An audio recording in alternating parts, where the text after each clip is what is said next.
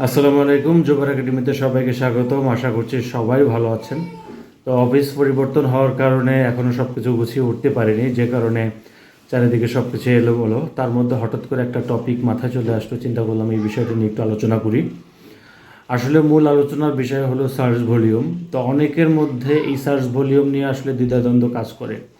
তো এতে কখনো দেখা যাচ্ছে যে এই স্টেপসে একটা সার্চ ভলিউম দেখা যাচ্ছে, আবার এস এম রশিদে দেখা যাচ্ছে আর একটা সার্চ ভলিউম দেখা যাচ্ছে। আবার এইভাবে বিভিন্ন ধরনের যে টুলসগুলো আছে, কিওয়ার্ড সার্ফার, সার্ফার এসইও, এই ধরনের টুলসগুলোতে দেখা যাচ্ছে যে বিভিন্ন রকমের সার্চ ভলিউম দেখা যাচ্ছে। তো এই সার্চ ভলিউম দেখার কারণে অনেকে কনফিউজড হয়ে যায়। আবার অনেক এক্সপার্টদের সাজেশন দিচ্ছে যে জিরো সার্চ ভলিউম নিয়ে কাজ করেন, এখানে কম্পিটিশন কম থাকে।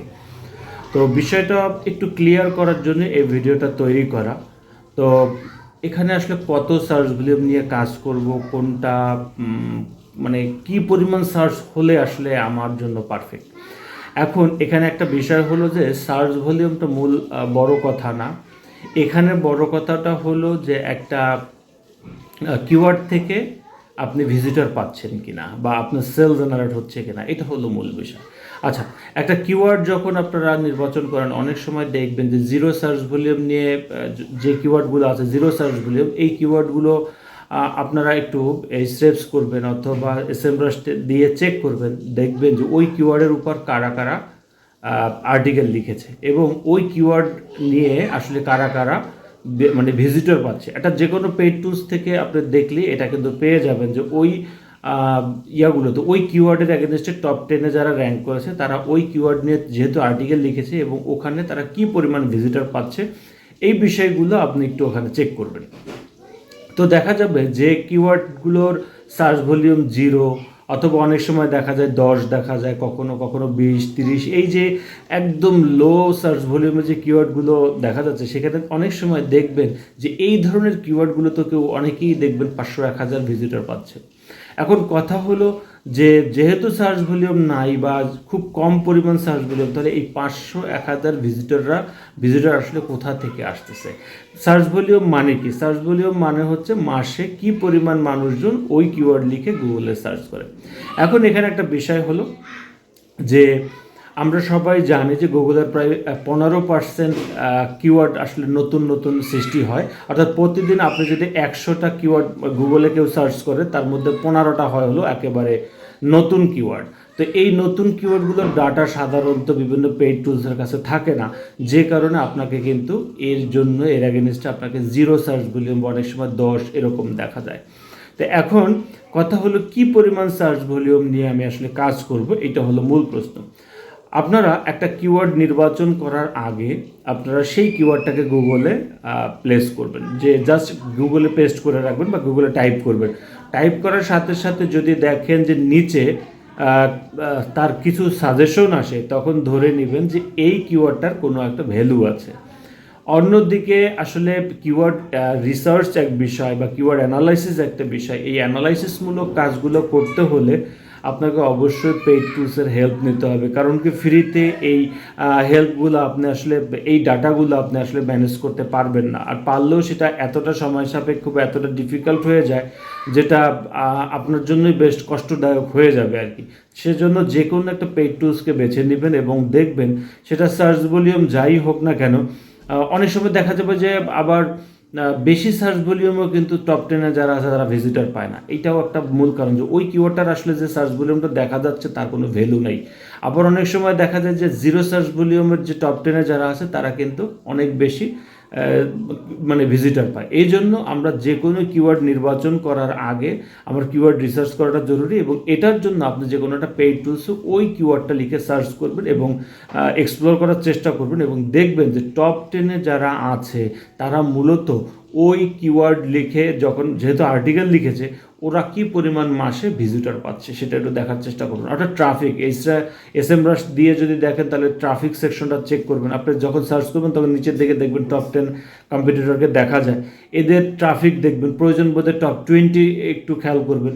এবং সেই সাথে যে এই অর্গানিক, তো নিশ্চয়ই কোনো অর্গানিক কিওয়ার্ডের মাধ্যমেই তো মূলত তারা ভিজিটরটা পাচ্ছে।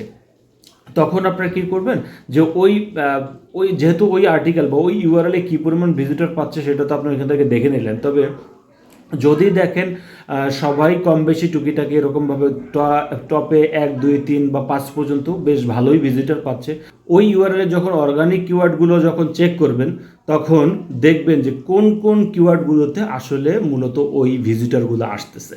তখন আপনারা ওই আর্টিকেলের জন্য যখন ওই কিওয়ার্ড সিলেক্ট করবেন এবং ওই কিওয়ার্ড নিয়ে যখন আর্টিকেল লিখবেন তখন যে কিওয়ার্ডগুলোতে বেশি বেশি ভিজিটর পাচ্ছে সেই কিওয়ার্ডগুলোকে অপটিমাইজ করার চেষ্টা করবেন। তাহলে দেখবেন যে আপনার ওই কিওয়ার্ড নির্বাচনটা আসলে সঠিক হবে। আমি আবার একটু সংক্ষেপে বলি, সেটা হলো আমরা প্রথমে একটা কিওয়ার্ডকে, যে কোনো কিওয়ার্ড সার্চ ভলিউম দেখার দরকার নেই, প্রথমত দেখব যে গুগলে পেস্ট করার পরে বা গুগলে টাইপ করার পরে আমার নিচে কিছু সাজেশনে আসে কি না। যদি সাজেশন অন্ততপক্ষে 3-4 জন্য আসে তখন সেই কিওয়ার্ডটা নিয়ে আপনার যে কোনো পেইড টুলসে আপনারা এক্সপ্লোর করার চেষ্টা করবেন। এক্সপ্লোর করার পরে দেখবেন যে ওই যেই টপ 10 ইউআরএলগুলো শো করে সেই ইউআরএলগুলোতে আসলে ভিজিটর আসে কি না। যদি দেখেন না ওই ইউআরএলগুলোতে বেশ ভালো পরিমাণ ভিজিটর আসে অথবা 1 3 4 5 এই পর্যন্ত ভালো ভিজিটর আসে, তখন তাদের অর্গানিক কিওয়ার্ডগুলোতে যাবেন যে ওই ইউআরএলে কোন কোন কিওয়ার্ডগুলো থেকে মূলত ভিজিটর আসতেছে। তো অর্গানিক কিওয়ার্ডগুলোতে যখন যাবেন তখন দেখবেন যে কোন কোন কিওয়ার্ডগুলোতে মূলত তারা বেশি ভিজিটর পাচ্ছে, ওই কিওয়ার্ডগুলো নিয়ে আপনার আর্টিকেলগুলোকে অপটিমাইজ করবেন। তখন দেখবেন যে আপনার মূল কিওয়ার্ডের অ্যাগেনস্ট, মূল কিওয়ার্ডের যেভাবে আর্টিকেলগুলো আপনার লিখবেন, মূল কিওয়ার্ডের অ্যাগেনস্টে যে আর্টিকেলটা লিখবেন সেখানে ওই ভিজিটর পাওয়া কিওয়ার্ডগুলো যদি অপটিমাইজ করেন তাহলে দেখবেন সেখান থেকে আরও বাড়তি ভিজিটরও পাবেন এবং দেখা যাবে যে আপনার আর্টিকেল লেখাটা সার্থক হবে। যদি দেখেন টপ 10-এর মধ্যে তেমন কোনো ভিজিটর পাওয়া যাচ্ছে না অথবা টার্গেটে অর্গানিক কিওয়ার্ডগুলো চেক করার পরে যদি দেখেন যে মানে যে কিওয়ার্ডগুলোতে ভিজিটর পাচ্ছে মূলত সেই কিওয়ার্ডগুলো আপনার নিশ রিলেটেড না বা ওই কিওয়ার্ড রিলেটেড না, অনেক সময় অনেকে কিওয়ার্ডগুলোকে একটা আর্টিকেলকে অন্যভাবে অপটিমাইজ করে, তখন দেখা যাচ্ছে যে আপনার ওই যে অর্গানিক কিওয়ার্ডগুলোতে ভিজিটর আসতেছে সেগুলো আপনার জন্য প্রযোজ্য নয় বা আপনি সেগুলো চাচ্ছেন না, সেক্ষেত্রে ওই কিওয়ার্ডকে অ্যাভয়েড করবেন। আপনাকে দেখতে হবে যে ভিজিটরগুলো, যে কিওয়ার্ডগুলোর অ্যাগেনস্টে ভিজিটর আসতেছে সেই কিওয়ার্ডটা আপনি যে কিওয়ার্ডকে টার্গেট করেছেন আসলে মূলত সেই কিওয়ার্ডকে টার্গেট করে কিনা বা সেই মানে আপনার উদ্দেশ্যটা মিট করে কিনা। এইটা যদি আপনি নিশ্চিত করতে পারেন তাহলে দেখবেন যে আপনি অল্প সংখ্যক কিওয়ার্ড নিয়ে একটা ওয়েবসাইট যদি সাজান সেক্ষেত্রে দেখা যাবে যে সেই অল্প সংখ্যক থেকে আপনি ভালো পরিমাণ ভিজিটর পাবেন। আর যদি মনে করেন যে না আমি এইচটিএফএসের কেডি বা এসএমরাশের কেডি এগুলো দেখে কিওয়ার্ড নির্বাচন করব এবং আর্টিকেল আপনারা লিখবেন, তখন দেখা যাবে যে অনেক সময় দেখা যাবে যে সেই আর্টিকেলগুলোতে অনেক সার্চ ভলিউম দেখা যাচ্ছে, লো কেডি দেখা যাচ্ছে। এগুলোর কারণে আসলে আপনি সঠিকভাবে একটা ডাটা পাবেন না, আর ওখান থেকে আপনি খুব ভালো পরিমাণ ভিজিটর পাবেন বা র্যাঙ্ক করলেই যে ভিজিটর আসবে বিষয়টা এমন না। যে কিওয়ার্ডের ভ্যালু নাই আসলে সেই কিওয়ার্ডটা নিয়ে কাজ করে কোনো লাভ নেই, সেটা যতই সার্চ ভলিউম হোক না কেন, যতই লো কম্পারেটিভ বা লো কেডি দেখাক না কেন, আপনাকে এই বিষয়গুলো একটু ডিপলি অ্যানালাইসিস করতে হবে। তো এই ছিল আজকের টপিক। তো সার্চ ভলিউম কত নিয়ে কাজ করবেন এটা প্রশ্নের উত্তর আপনার কাছেই থাকলো। এটা 0 নিয়েও কাজ করতে পারেন, আবার যদি বেশি পেয়ে যান সেটাও আপনার জন্য ভালো। তবে নিশ্চিত হতে হবে সেই কিওয়ার্ডের অ্যাগেনস্টে যারা র্যাঙ্ক করে আছে তারা ভিজিটর পাচ্ছে কিনা মূলত, অর্থাৎ আপনার টার্গেটেড যে কিওয়ার্ড তার এগেনস্টে ভিজিটর পাচ্ছে কিনা, যদি পায় তাহলে ওটা নিয়ে কাজ করতে পারেন। তো সবাই ভালো থাকেন, সুস্থ থাকেন, আল্লাহ হাফেজ।